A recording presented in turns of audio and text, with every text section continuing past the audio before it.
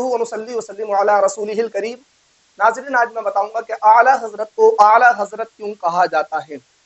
اس پر یہ ایک اعتراض اٹھتا ہے وہابیہ کی طرف سے، دیابنا کی طرف سے، ان وہابی دیوبندی گروپس کی طرف سے اس اعتراض کو یہ لوگ اٹھاتے ہیں اور کہتے ہیں دیکھو صرف ان کو اعلیٰ حضرت بنا دیا، باقی تمام صحابہ صرف حضرت ابوبکر، حضرت عمر، حضرت عثمان، حضرت مولا کائنات، ان کے نام کے لیے تو صرف حضرت کا استعمال کرتے ہیں، اور العیاذ باللہ یہاں تک بات بول جاتے ہیں کہ دیکھیں حضور کے لیے تو صرف حضرت محمد صلی اللہ علیہ وسلم کا استعمال ہوتا ہے، لیکن جب بات آتی ہے امام احمد رضا خان فاضل بریلوی کی تو ان کے ساتھ یہ کہتے ہیں اعلیٰ حضرت۔ تو پھر یہ تعصب دینے کی کوشش کرتے ہیں، کہ کانسیپٹ دینے کی کوشش کرتے ہیں، وہاں پر عوام اہل سنت کو برگلانے کی کوشش کرتے ہیں کہ دیکھو انہوں نے ان تمام صحابہ، ائمہ اور حضور سے بھی ان کو بڑھا چڑھا دیا ہے اعلیٰ حضرت کہہ کر۔ تو دیکھیں یہ اعتراض سب سے پہلی چیز میں بتاؤں کہ جہالت پر مبنی ہے، ایک دم احمقانہ اور ایک بچکانہ اور جو ہے جاہلانہ اعتراض ہے۔ اس اعتراض کی کوئی حقیقت نہیں ہے۔ سب سے پہلے تو میں یہاں آپ کو ایک الزامی جواب دیتا ہوں اس کا۔ دیکھیں اگر ہم یہی مان لیں کہ ان کو اعلیٰ حضرت کہنے سے تمام صحابہ، ائمہ اور تمام دیگر جتنے بھی اصحاب رسول ائمہ حضرات ہیں ان پر فوقیت ہو جاتی ہے، تو یہاں پر ایک الزامی جواب یہ ہے کہ حضرت ابو بکر صدیق، ان کو کہا جاتا ہے صدیق اکبر، یہ ان کا لقب ہے۔ تو اب اس کو وہابی بھی مانتے ہیں، دیوبندی بھی مانتے ہیں، اور حضور کا دیا ہوا یہ لقب ہے۔ تو کیا اب یہاں پر اس کا مطلب ہوتا ہے صدیق اکبر کا کہ سب سے بڑھ چڑھ کر سچا، یعنی بہت بڑا سچا۔ اب یہ ایک اعتراض اٹھانے والا اٹھا سکتا ہے کہ معاذ اللہ، اللہ کے بعد سب سے بڑھ چڑھ کر اگر سچائی میں کوئی ذات ہے تو وہ تو حضور صلی اللہ علیہ وسلم کی ہے، تو پھر صدیق اکبر کو تم سب سے بڑا، ابو بکر صدیق کو صدیق اکبر کیوں کہتے ہو؟ حضرت حضور نبی کریم صلی اللہ علیہ وسلم کے ساتھ تو کبھی صدیق اکبر کا لقب نہیں بولا جاتا، تو کیا معاذ اللہ وہاں پر حضور کے ساتھ اس لفظ کو نہیں بول کر اور ابو بکر کے ساتھ اس لفظ کو بول کر کیا ابو بکر کو کیا حضور سے بڑھا دیا جاتا ہے، کیا حضور پر فوقیت دے دی جاتی ہے؟ تو یہ بالکل ہرگز نہیں۔ اسی طرح سے حضرت عمر کو فاروق اعظم کہا جاتا ہے۔ اب فاروق اعظم کا کیا مطلب ہے؟ یعنی حق اور باطل کے درمیان میں اور سب سے بڑا فرق کرنے والا، حق باطل میں سب سے بڑا فرق کرنے والا، سب سے بڑا انصاف کرنے والا۔ تو یہ لقب حضرت عمر کے ساتھ ملا ہوا ہے۔ اب یہ کہا جائے کہ اللہ کے بعد سب سے بڑا حق اور باطل میں فرق کرنے والی اگر کوئی ذات ہے تو وہ آپ کے اور ہمارے نبی علیہ تحیت و ثنا کی ذات گرامی ہے۔ تو اب حضور کے ساتھ جب بھی ہم بولتے ہیں، حضور کا نام لیتے، تو یہ تو نہیں کہتے حضور فاروق اعظم صلی اللہ علیہ وسلم، ایسا تو نہ وہابی بولتے نہ دیوبندی بولتے، لیکن جب حضرت عمر کا نام بولتے ہیں تو فاروق اعظم بے ساختہ بولتے ہیں، اور یہ لقب حضور نے دیا ہوا ہے۔ تو کیا معاذ اللہ فاروق اعظم حضرت عمر کے ساتھ فاروق اعظم کو بول کر اور حضور کے ساتھ فاروق اعظم کو نہیں بول کر کیا یہ کہا جائے گا کہ فاروق اعظم بول کر کے حضرت عمر کو حضور پر فضیلت دے دی گئی یا حضور پر فوقیت دے دی گئی؟ معاذ اللہ یہ حضور سے بڑھا دیا گیا؟ تو نہیں، بلکہ یہ ایک ٹائٹل اور لقب ہوتے ہیں جو اس کے زمانے کے اعتبار سے ہوتے ہیں۔ اسی طرح سے اگلی مثال، حضرت امام حسن کو ہم کہتے ہیں امام حسن مجتبی، اسی طرح سے حسین کو کہتے ہیں امام حسین رضی اللہ تعالی عنہ، اسی طرح سے ہم امام باقر کو امام باقر، امام جعفر کو امام جعفر، دیگر ائمہ امام شافعی، امام مالک، امام احمد بن حنبل، ان تمام حضرات کو تو ہم صرف امام کہتے ہیں۔ ٹھیک، اب جب بات آتی ہے نعمان بن ثابت رضی اللہ تعالی عنہ کی تو ان کو ہم کہتے ہیں امام اعظم ابو حنیفہ۔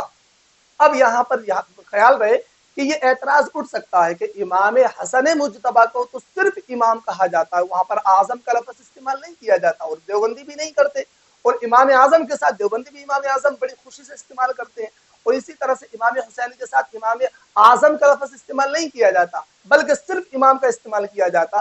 تو کیا معاذ اللہ یہ کہا جائے گا کہ امام اعظم کو ان کے ساتھ اعظم کا لفظ جوڑ کر امام حسین اور امام حسن پر فضیلت دے دی گئی، یا ان پر فوقیت دے دی گئی، یا ان سے بڑھ چڑھ کر ان کو مان لیا گیا؟ تو ہرگز ایسا نہیں ہے، بلکہ اس کا جواب یہی ہوگا کہ جو یہ لقب دیے جاتے ہیں نا، یہ ٹائٹل جو دیے جاتے ہیں، یہ ایک زمانے کے تحت دیے جاتے ہیں، یعنی ایک محدود دائرہ ہوتا ہے، ایک محدود زمانہ ہوتا ہے، ایک لمیٹڈ یہ لقب ہوتے ہیں۔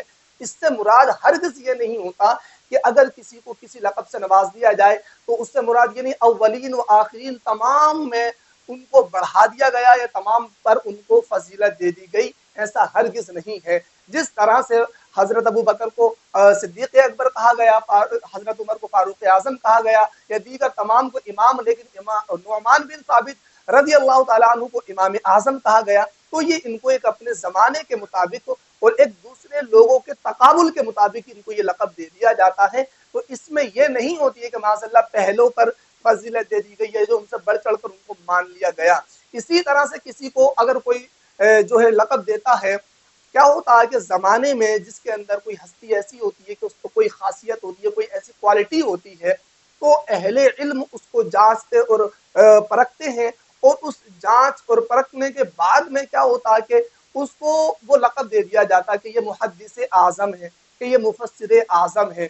اسی طرح سے ہرگز یہ مطلب نہیں ہوتا کہ پہلے کے جتنے محدثین ہیں یا امام بخاری، امام مسلم پر ان کو فضیلت دے دی گئی کہ سب سے ان سے بھی بڑھ چڑھ کر کے محدث اعظم ہے، ایسا ہرگز نہیں۔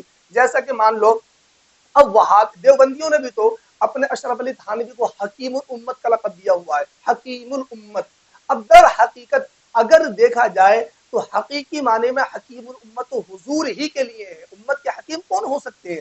ہمارے اور آپ کے آقا حضور کے علاوہ کون امت کا حکیم ہو سکتا ہے؟ تو یہ انہوں نے پھر اشرف علی تھانوی کو کیوں حکیم الامت بنا دیا؟ اب یہ یہی جواب دیں گے نہیں، حکیم الامت ہم نے اپنے زمانے کے اعتبار سے ان کو حکیم الامت کہا ہے، بلکہ حضور یا دیگر صحابہ کرام یا دیگر ائمہ حضرات کے مقابلے میں ہم نے ان کو حکیم الامت نہیں کہا۔ یہی جواب دیں گے۔ حکیم الامت در حقیقت تو حضور کی ذات گرامی ہے، پھر انہوں نے اشرف علی تھانوی کو کیوں حکیم الامت بنا دیا؟ یہ اعتراض تو ہو سکتا ہے نا۔ تو یہی ان کا جواب ہوگا کہ نہیں ہم نے یہ زمانے کے اعتبار سے ان کو حکیم الامت بنایا ہے۔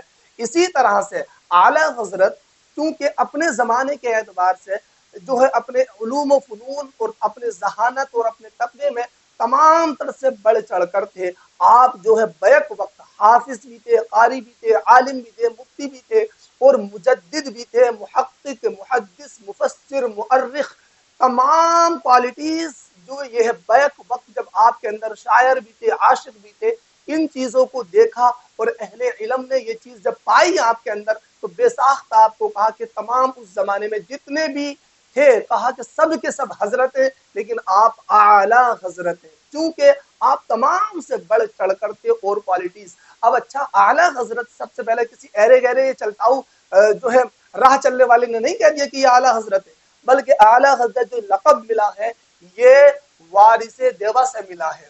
یعنی جب حضور اعلیٰ حضرت وارث پاک رحمت اللہ تعالی علیہ سے ملنے کے لیے گئے تو وہاں پر سب سے پہلے وارث دیوا نے آپ کو اعلیٰ حضرت کا، جب آپ ان کے حجرے کے اندر تشریف لے گئے تو سب سے پہلے وارث پاک نے اس لفظ کو بولا، آئیے اعلیٰ حضرت۔ تو ایک اتنے بڑے اللہ کے ولی کا دیا ہوا یہ لقب ہے، کسی عام انسان کا، یہ مریدین کا دیا ہوا لقب نہیں ہے۔ آج کے ٹائم میں تو مریدین سے لقب لے لیتے ہیں اور اپنے آپ کو وہ فیمس کرنے پر جو لگ جاتے ہیں۔ اسی طرح سے یہ آپ کے سمجھ میں آ گیا ہوگا کہ اعلیٰ حضرت چونکہ اپنے زمانے کے اعتبار سے حضور کے اعلیٰ حضرت کے زمانے میں اور اعلیٰ حضرت کے بعد کے زمانے میں آج تک آپ سے بڑا نہ کوئی مفتی پیدا ہوا ہے اور نہ کوئی آپ سے بڑھ چڑھ کر اتنا بڑا عاشق ہو، یہ علوم و فنون پر مہارت تامہ رکھنے والی ذات آپ کے زمانے سے لے کر آج تک ابھی تک کوئی پیدا نہیں ہوئی ہے۔ تو اسی لیے آپ تمام تر میں ممتاز بنے، اسی لیے آپ کو اعلیٰ حضرت کہا گیا۔ اعلیٰ حضرت کہنے سے یہ مراد نہیں ہے کہ ائمہ سے اعلیٰ بنا دیا گیا، صحابہ سے اعلیٰ بنا دیا گیا، یا حضور سے اعلیٰ بنا دیا گیا۔ العیاذ باللہ، لعنت اللہ علی الکاذبین، جھوٹوں پر اللہ کی لعنت ہے۔ اس طرح سے جھوٹ بول کر یہ عوام اہل سنت کو گمراہ کرنے کی کوشش کرتے ہیں۔ امید ہے کہ اللہ ان کے دجل و فریب سے ہماری عوام اہل سنت کو محفوظ رکھے۔ آمین۔ وآخر دعوانا ان الحمد للہ رب العالمین۔